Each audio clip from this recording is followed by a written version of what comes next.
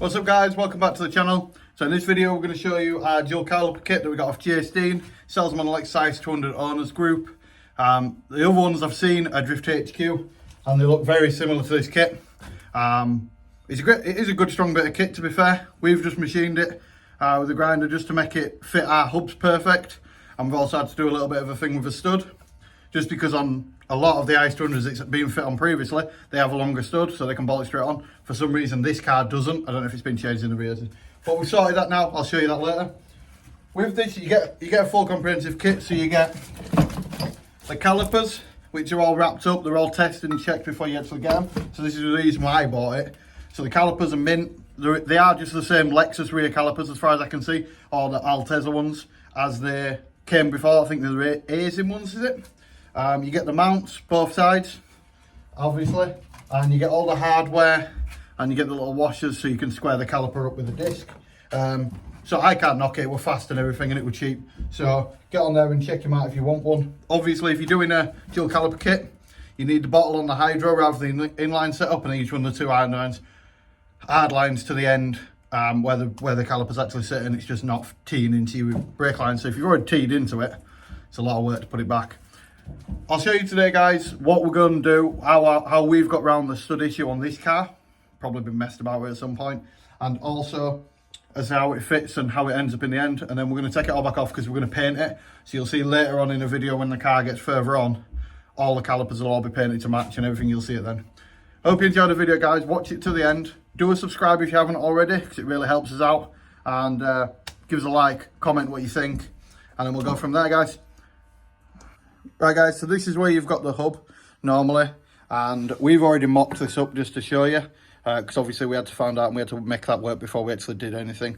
So normally your caliper would sit here, and then this second caliper sits here, and your disc goes here.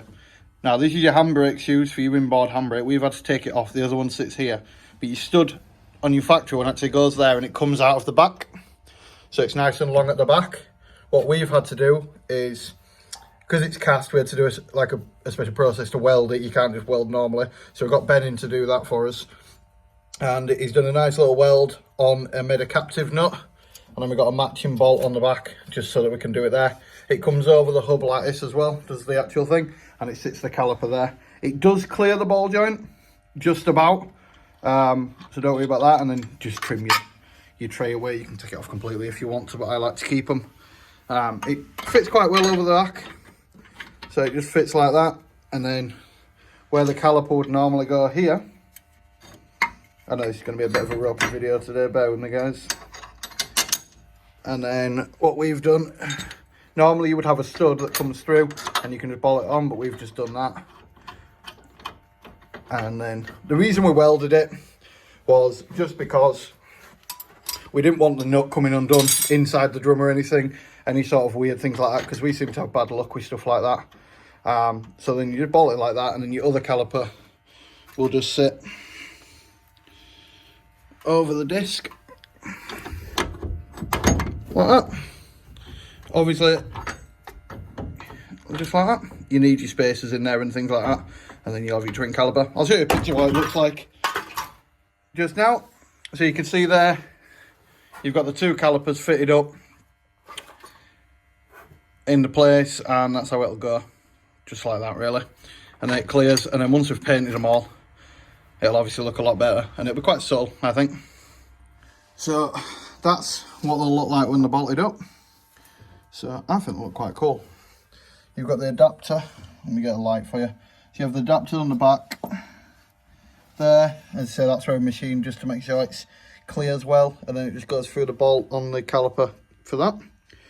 And then you got that one, and then it clears the ball joint loads. So that's what I'm worried about. There's loads of room now, it's bolted up properly, and there's the other bolt at the bottom. It's really sturdy. Once pads square up and everything, it should be decent. So yeah, update in the future guys, and you'll see when they've been painting everything on the car. But that's the dual caliper kit, and I can't knock it. So well done Jace, a little bit of fettling and we're in.